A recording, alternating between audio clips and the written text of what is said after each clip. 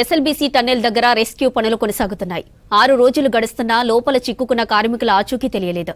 రాష్ట్ర మంత్రులు ఉన్నతాధికారులతో చర్చిస్తూ రెస్క్యూ బలగాలతో సహాయక చర్యలు ఎప్పటికప్పుడు పర్యవేక్షిస్తున్నారు. మరో 2 రోజుల్లో రెస్క్యూ పనులు పూర్తవుతాయని తెలిపారు రాష్ట్ర మంత్రులు.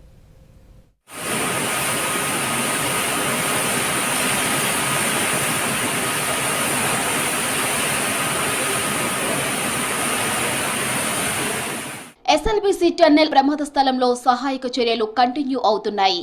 Indian Army 7th engineer regiment team, NDRF rat hole miners team సహాయక చర్యలు కొనసాగిస్తున్నాయి.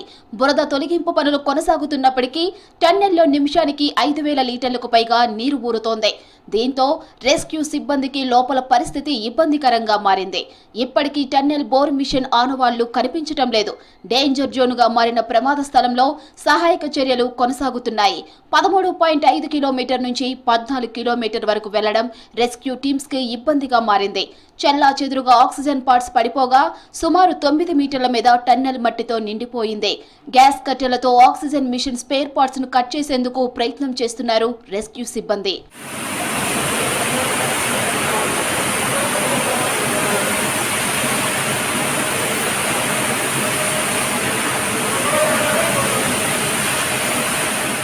ఎస్ఎల్బీసీ టన్నెల్ను బీఆర్ఎస్ నేతలతో కలిసి పరిశీలించిన హరీష్ రావు రెస్క్యూ ఆపరేషన్ టీములను సమన్వయం చేయడంలో ప్రభుత్వం విఫలమైందన్నారు. కనీసం కన్వేయర్ బెల్ట్ ను రిపేర్ చేయలేకపోయారన్నారు. 8 మందిని బయటకు తీసేందుకు దేశంలో ఉన్న బెస్ట్ నిపుణులను వెంటనే పిలిపించాలని ప్రభుత్వాన్ని డిమాండ్ చేశారు హరీష్ రావు. ప్రభుత్వం సమన్వయం సాధించడంలో పూర్తిగా ఫెయిల్ అయింది. లైక్ ఎన్డీఆర్ఎఫ్ ఉంది, నేవీ టీమ్స్ ఉన్నాయి, రైల్వే టీమ్స్ ఉన్నాయి, సింగరేణి టీమ్స్ ఉంది, ర్యాట్ హోల్ మైనర్స్ వచ్చారు, geological survey of India team వచ్చింది, హైడ్రా టీం వచ్చింది, ఎల్ఎన్టీ టీం వచ్చింది. Like that so many teams have come. ఇంతమంది మధ్యలో అసలు ఎవరు ఏం పని చేయాలి, హౌ టు గో ఫార్వర్డ్ అనే విషయంలో డైరెక్షన్ లెస్ లో ఉన్నారు అందరు. ఒక స్పష్టమైన డైరెక్షన్ లేదు. ఎలక్షన్ ప్రచారం పోతున్నారు, ముఖ్యమంత్రి ఇంతవరకు రాడు, డైరెక్షన్ లేదు.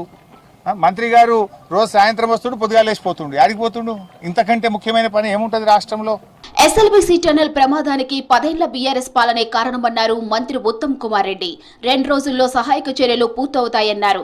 11 విభాగాల నిపుణులు సహాయక చర్యల్లో పాల్గొన్నట్లు తెలిపారు. హరీష్, జగదీష్ రెడ్డి చెప్పేవన్నీ అబద్దాలేనన్నారు. 10 ఏళ్లలో బీఆర్ఎస్ పట్టించుకొని ఉంటే ప్రాజెక్ట్ ఇప్పటికే పూర్తయి ఉండేదన్నారు. టన్నెల్ ప్రమాదంపై మాట్లాడేందుకు హరీష్ కు సిగ్గుండాలని మండిపడ్డారు ఉత్తమ్. ఈ యొక్క టన్నెల్ యాక్సిడెంట్ కారణం గతంలో 10 ఏళ్ల పాటు బీఆర్ఎస్ ప్రభుత్వం నిర్లక్ష్యము. కనీసం వచ్చిన పెద్ద మనుషులు డీ వాటరింగ్ కి పవర్ కూడా ప్రొవైడ్ చేయలేదు. వాళ్ళు 10 ఏళ్ల పాటు ఎస్ఎల్బీసీ టనల్ అండర్ కన్స్ట్రక్షన్ ఉండగా వాళ్ళ హయాంలో మేము డెమోక్రటిక్ గా ఒక యాక్సిడెంట్ జరిగితే రైట్, మేము మా పని కాంపిటెంట్ గా సమర్థవంతంగా చేస్తూ వాళ్ళకు కూడా యాక్సెస్ ఇచ్చినాం. ఇప్పటి వరకు 10 ఏళ్లలో టీఆర్ఎస్ సిగ్గుండాలి హరీష్ రావు మాట్లాడడానికి. అది ఇరిగేషన్ మంత్రి అయినా, నా మామైనా, ఏ ఇరిగేషన్ ప్రాజెక్టు ఏ ప్రతిపక్ష నాయకుడికి ఇంక్లూడింగ్ లీడర్ ఆఫ్ అపోజిషన్ బట్టి విక్రమార్కకి అడిగి పోనివ్వలే. ఎస్ఎల్బీసీ పనులు పూర్తి కాకపోవడానికి టన్నెల్ ప్రమాదానికి పరోక్షంగా బీఆర్ఎస్ కారణమన్నారు మంత్రి జూపల్లి కృష్ణారావు. వనపర్తి ఎమ్మెల్సీ క్యాంప్ ఆఫీసులో మీడియాతో మాట్లాడిన మంత్రి జూపల్లి టన్నెల్ ను సందర్శించే నైతిక అర్హత బీఆర్ఎస్ నేతలకు లేదన్నారు. 10 ఏళ్ల కేసీఆర్ పాలనలో కేవలం 9 కిలోమీటర్ల మేర టన్నెల్ నిర్మాణ పనులు చేశారన్నారు. 2005లో కాంగ్రెస్ హయాంలో 44 కిలోమీటర్ల ఎస్ఎల్బీసీ టన్నెల్ పనులకు పర్మిషన్ వచ్చినా బీఆర్ఎస్ నిర్లక్ష్యం చేసిందన్నారు. అంటే వాళ్ళు 10 సంవత్సరాల కాలం తప్పు పట్టకుండా ఉండడం కోసం ముందే అఘాయిత్యానికి ఎత్తుకోవడం, ముందే దొంగదని మాట్లాడడం ఇంత స్పష్టంగా కనపడుతుంది కదా.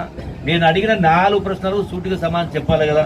ముఖ్యమంత్రి గారు ఇంతమంది చనిపోతే ఇక్కడికి రాలేదు, అక్కడ ఎక్కడో తిరుగుతా ఉన్నాను మాట్లాడుతూ ఉన్నాను.